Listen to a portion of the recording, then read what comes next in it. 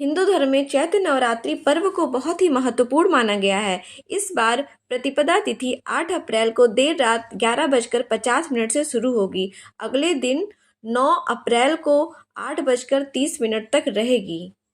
9 अप्रैल को रात 8:30 तक रहेगी। इस कारण उदया तिथि होने के अनुसार चैत्र नवरात्रि की शुरुआत इस बार 9 अप्रैल से होगी। नवरात्रि के पहले दिन घट स्थापना की जाती है, जिसे कलश स्थापना भी कहते हैं। इस दिन घट स्थापना के साथ अखंड ज्योति भी जलाई जाती है। यह पूरे 9 दिन तक लगातार जलाई जाती है। लगातार जलाने से माता रानी की कृपा बनी रहती है और जीवन के सारे कष्ट दूर होते हैं।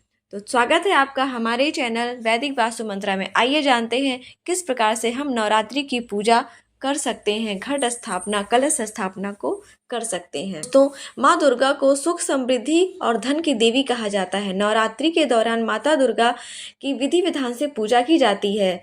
मान्यता है कि नवरात्रि में माँ दुर्गा की पूजा करने वाले भक्तों पर माता रानी की कृपा बनी रहती है। 9 दिनों तक चलने वाली चैत्र नवरात्रि मंगलवार 9 अप्रैल को कलश स्थापना के साथ शुरू हो रही है। इसके साथ ही 9 वर्ष का प्रारंभ होगा और प्रथम दिन कलश स्थापना होती है। कलश स्थापना मंगलवार को होगी।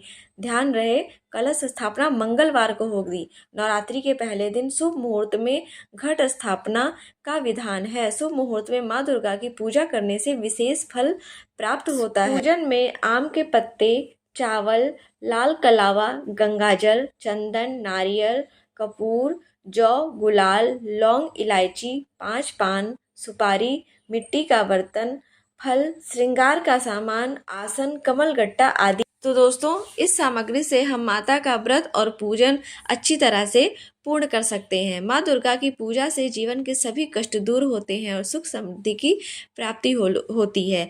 हालांकि कई बार लोग जाने अनजाने में कुछ ऐसी गलतियां कर देते हैं जो व्रत को सफल बनाने में बाधा डाल सकती है। आइए जानते हैं इस कड़ी में नवरात्रि में किन चीज़ों का ध्यान रखना चाहिए। नवरात्रि में साफ सफाई का खास ध्यान रखना चाहिए।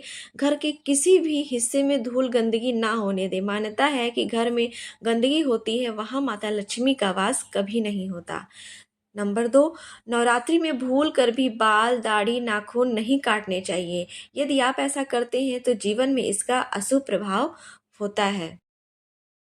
नवरात्रि के दिन यदि कलश स्थापना और अखंड ज्योत जलाई गई हो तो उस घर को भूल कर भी खाली ना छोड़ें। घर में हर समय कोई ना कोई सदस्य मौजूद हो। नवरात्रि के दिन में सोना नहीं चाहिए।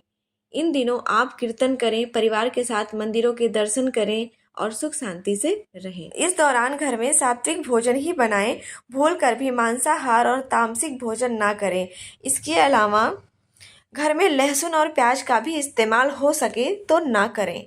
नवरात्रि की पूजा में माँ के प्रिय रंग लाल, पीले, गुलाबी और हरे रंग का ही प्रयोग करें। इस दौरान मन को स्वच्छ रखें और किसी के बारे में गलत सोच और गलत विचार ना रखें। तो दोस्तों, आपको हमारी जानकारी कैसी लगी हमें कमेंट बॉक्स में ज़रूर बताएं और हमारे चैनल को लाइक और सब्सक्राइब करना ना भूलें।